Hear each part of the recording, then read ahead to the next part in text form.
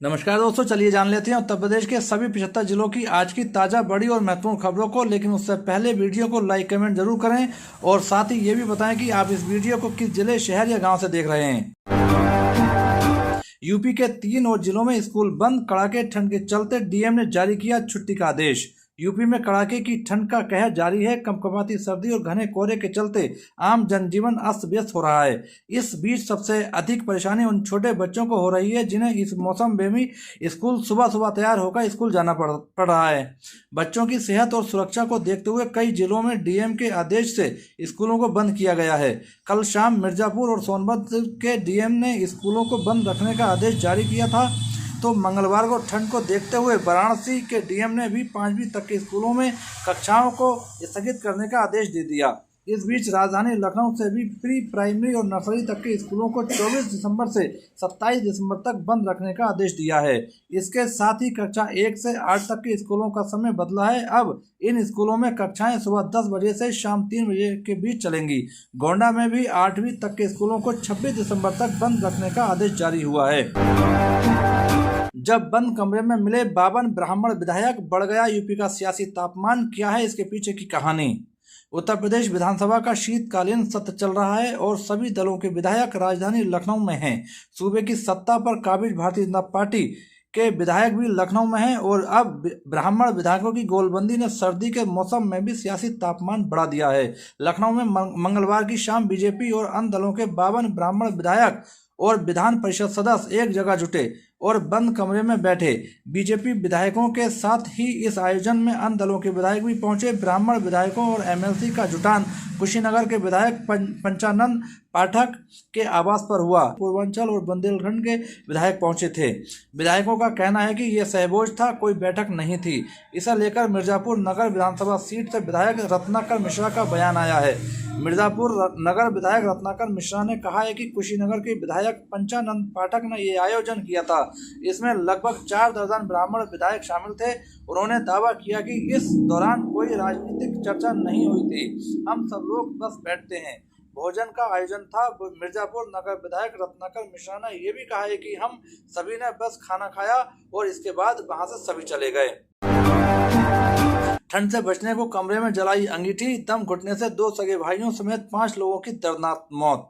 उत्तर प्रदेश के सहारनपुर के शेखपुरा कदीम रेक के रहने वाले 5 मजदूरों की हरियाणा में दम घुटने से दर्दनाक मौत हो गई। ये हृदय विदारक घटना हरियाणा के कुरुक्षेत्र जिले के में सामने आई, जहां रोजगार के लिए गए इन मजदूरों ने ठंड से बचने के लिए बंद कमरे में कोयले की अंगीठी जलाकर रखी, बस सो गए, जिससे सभी की मौत हो गई। मिली जानकारी के अनुसार सभी मजदूर कुरुक्षेत्र में एक होटल में पेंटिंग का काम कर रहे थे। सोमवार रात काम खत्म करने के बाद सभी अपने कमरे में लौटे और ठंड अधिक होने के कारण कोयले की अंगीठी जला ली। रात भर बंद कमरे में अंगीठी जलने से कार्बन मोनोऑक्साइड गैस भर गई, जिससे 5 मजदूरों की दम घुटने से मौत हो गई। देश में 2 नमूने, एक यूपी में और दूसरा सीएम योगी के ऐसा कहते ही भड़क गई सपा, जमकर हुआ हंगामा। मुख्यमंत्री योगी आदित्यनाथ ने विधानसभा के शीतकालीन सत्र के दौरान कोडीन युक्त कफ सिरप के मुद्दे पर विपक्षी दल समाजवादी पार्टी पर तीखा हमला बोला। सदन में बोलते हुए सीएम ने स्पष्ट किया कि कोडीन सिरप के कारण प्रदेश में एक भी मौत दर्ज नहीं हुई है और इस मामले में होने वाली मौतें तमिलनाडु में निर्मित सिरप के कारण अन्य राज्यों में हुई हैं। उन्होंने आरोप लगाया कि एसटीएफ द्वारा पकड़े गए बड़े होलसेलरों को सपा सरकार के दौरान लाइसेंस दिए गए थे। सपा विधायक अतुल प्रधान द्वारा उठाए गए सवालों और उप मुख्यमंत्री के साथ आरोपी की फोटो दिखाने पर सीएम ने इसे चोर की दाढ़ी में तिनका करार दिया। सदन में चर्चा के दौरान सीएम योगी ने दिल्ली और यूपी के नेताओं की तुलना करते हुए कहा कि देश में 2 नमूने हैं, जिनमें से एक यहाँ बैठते हैं। उन्होंने नेता प्रतिपक्ष पर कटाक्ष करते हुए कहा कि उन्हें लगता है कि यहाँ वाले बबुआ भी जल्द ही इंग्लैंड की सैर सपाटे पर चले जाएंगे। सीएम ने कहा कि जब भी देश में किसी गंभीर मुद्दे पर चर्चा होती है तो कुछ लोग तुरंत विदेश भाग जाते हैं। सीएम के इस तीखे हमले के बाद सपा ने सदन से वॉकआउट कर दिया। यूपी में 12वीं पास के लिए निकली लेखपाल की भर्ती, जल्द करें आवेदन, ये है आखिरी तारीख। यूपी लेखपाल भर्ती का इंतजार कर रहे उम्मीदवारों के लिए अच्छी खबर आई है। उत्तर प्रदेश अधीनस्थ सेवा चयन आयोग की ओर से लेखपाल के 7,994 पदों पर भर्ती के लिए नोटिफिकेशन जारी कर दिया गया है। इसके तहत उम्मीदवार आवेदन 29 दिसंबर से शुरू कर सकते हैं। उम्मीदवार आधिकारिक वेबसाइट upsc.government.in पर जाकर अप्लाई कर सकते हैं। आवेदन की तारीख 28 जनवरी 2026 को निर्धारित की गई है। इस पद पर अप्लाई करने के लिए ऑनलाइन आवेदन 29 दिसंबर 2025 से शुरू होंगे। वहीं एप्लीकेशन फॉर्म भरने और फीस जमा करने की अंतिम तिथि 28 जनवरी 2026 निर्धारित की गई है। आवेदन में संशोधन की लिस्ट की लास्ट डेट 4 फरवरी 2026 है। इस भर्ती के तहत कुल 7,994 पदों नियुक्ति की जाएगी। इसमें से अनारक्षित वर्ग के लिए 4,165 पद, अनुसूचित जाति के लिए 1,446 पद, अनुसूचित जनजाति के लिए 150 पद, अन्य पिछड़ा वर्ग के लिए 1,441 पद और आर्थिक रूप से कमजोर वर्ग के लिए 796 पद अनारक्षित किए गए हैं।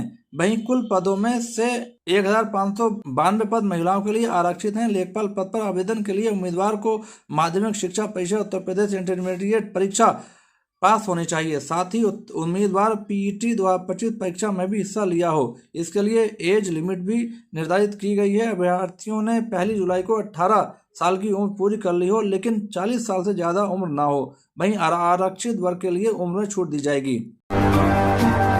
यूपी में घरौनी कानून को मिलेगी मंजूरी। अब गांव में घर बनाने के लिए मिल सकेगा बैंक लोन, नामांतरण भी होगा आसान।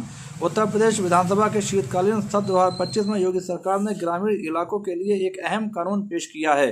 भारत सरकार की स्वामित्व योजना के तहत ड्रोन तकनीक से तैयार किए गए घरौनी को स्थायी कानूनी ढांचा देने के लिए उत्तर प्रदेश ग्रामीण आबादी अभिलेख विधेयक 2025 सदन में रखा गया। इसके लागू होने से गाँवों में रहने वाले लोग अपनी संपत्ति के पक्के कागजात के आधार पर बैंक से लोन और अन्य आर्थिक सुविधाएं ले सकेंगे। यूपी सरकार में मंत्री जयवीर सिंह ने सदन में बताया कि ये विधेयक ग्रामीण आबादी क्षेत्रों में स्वामित्व अभिलेखों को कानूनी मान्यता देने के लिए लाया गया है। अब ड्रोन सर्वे से बनी घरौनी का संरक्षण संभव हो सकेगा। उन्होंने कहा कि स्वामित्व योजना का मुख्य उद्देश्य गाँवों में सही सर्वे कर लोगों को उनकी जमीन और मकान के पक्के दस्तावेज देना है, ताकि वे आर्थिक रूप से सशक्त बन सकें। चलिए दोस्तों, आज के लिए इतना ही। उत्तर प्रदेश की सभी खबरों को जानने के लिए बने रहिए हमारे चैनल द यूपी न्यूज़ 92 में।